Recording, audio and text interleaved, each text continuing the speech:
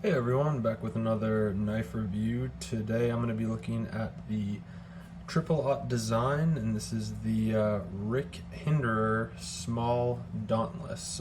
So as I've said in one of my past videos, kind of looking more into triple Aught Design and the knives that they produce, they get with various knife manufacturers, and there's a few salient characteristics that the Dauntless needs to have, which are these three fullers back here, one fuller on the blade, and for the most part they're all this spear point design. So this is one of the Rick Hinderer versions of the Tad Dauntless. The details on this knife, so it sports a 2.875 inch blade, 7.125 inches overall. It weighs in at a slim 3.3 ounces. It has a G10 scale on the one side and then titanium on the other. However, this is a full frame titanium. It's just a G10 kind of cover up of the titanium scale. Also, if you can see here, so that the little symbol with three balls, so this is actually running the Hinderer tri-way pivot system, or the bearing system. So the action is very flicky. Again, this is a small knife, but certainly fidget friendly when you're opening or closing it. And then finally, the last detail on this knife, it is running a 20 CV steel blade. I've had some time to carry this thing. I'm going to go over the pros and cons and then kind of give my final impression of this knife. Before I do jump into the pros of this knife, it's worth noting that the MSRP on this is $450. And Triple Aught Design, the last time they released a version of this, they did a black as well as a green G10 handled version. That one had the $450 MSRP. And then they also did a full frame titanium one, which again, same knife all around except for the titanium handle on the one side, vice the G10.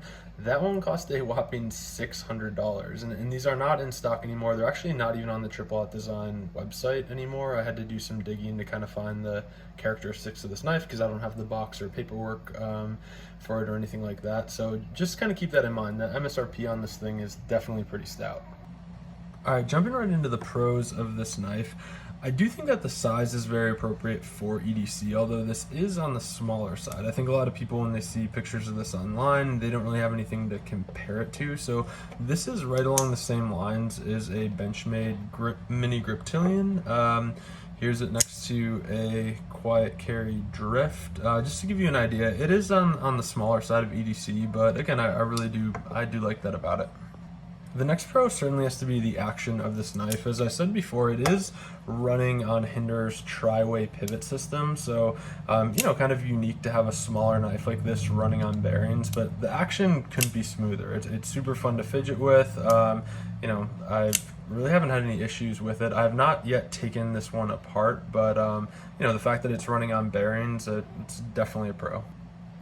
The next pro, like any Dauntless that I've come across, I love the design in that they have a really nice choil. So choking up on this knife, although it is very small, gives you a lot of confidence. I mean, this is like an oversized choil. No knives really do it like the Dauntless does as far as being able to choke up. It also has, pretty nice jimping, albeit a little bit slippery up top. But as far as the choil goes, it's definitely a pro worth mentioning. Alright, now that we've covered the pros, I wanted to get into some of the cons of this blade. First and foremost, it is a very tiny blade. Even though the blade length is 2.875 inches, the fuller does take up a lot of that blade length. So I would say, something like a McNeese, which, a little bit smaller, has a much larger looking blade when compared side to side. Again, you're losing a lot because of that that choil, which isn't a bad thing. Like, I do like the alternate grip, but it's a very small blade for EDC, and you might find needing a bigger one for your daily tasks. The next con, and there's just no escaping it, the price tag. As I said, the MSRP for this G10 model is $450, and when compared to other offerings, I kind of look at what you're getting for the money, and with that, I also said that the full titanium version is $600 actually when it was released, and compare that to McNee's Mac 2, which this would be a full frame titanium knife. The MSRP on this one's $550. So you got to you got to look at that. And again, I pulled out the Quiet Carry Drift before, which again I think is another great offering, similar size. This one can be had for about $250 on the secondary market, the G10 version closer to the $200 mark. So this one's going to be twice as much as this one, and the full titanium version is actually more expensive than the McNee's, which in 2022, this McNee's just blows this Hinderer away. The next con as far as this specific TAD Hinderer Dauntless goes is the fact that they did not do the topographic design, which is pretty much commonplace for all Aught Design versions of knives. Like you can see this McNee's has that laser etched topographic map.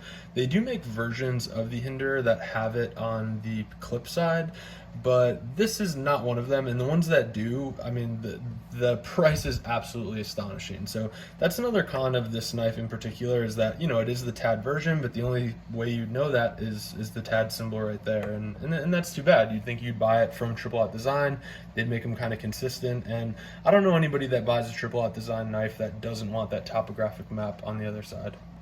The next con for me, and I'm definitely kind of a stickler for action, and I find this lock bar, which again, typical of Hinderers, it's definitely right around 50% lockup, but the tab, in order to actuate this, you really have to get your thumb in there. Again, it's not chamfered as we've seen on most other higher end knives. You gotta really sneak it in here in order to be able to close the blade, and that's too bad. I mean, if they would have recessed this a little bit, chamfered it down, it would just make it a lot more comfortable to actuate, and I wouldn't feel like I'm kind of pinching my thumb in here in order to get the lock bar to come around and be able to disengage the locking mechanism. Alright, the last con for me with this knife is going to be the pocket clip. Now, as you can see, some of my other examples, the Quiet Carry Drift, which is sporting this little wire clip, as well as the McNee's.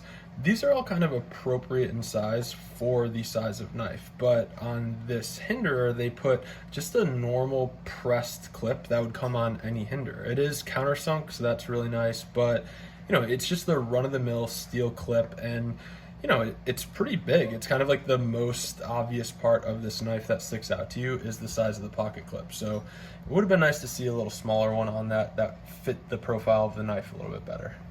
All right, and that concludes my review of the TAD Dauntless. I think all in all, due to the sheer price of this, I can't really recommend it. And I know, I've always been told if you come up with a problem, have a solution, and I do have a solution. As far as full titanium goes, picking up one of these McNee's, as I said, which is going to be cheaper than the full titanium of this version, as well as the Quiet Carry Drift, which can be had for hundreds below the price. Really with this, I think you're only paying for the Aught Design logo on it, and that's kind of sad. I do like the overall design of the knife though, like the TAD Dauntlesses. They're awesome knives. They're definitely unique, but I just think in this day and age, for the money, I definitely want a little bit more. And that concludes my review. Again, if you have any experience with one of these mini Dauntless Hinderers, please let me know or drop your comments below. Really appreciate everyone tuning in, and we will see you next time.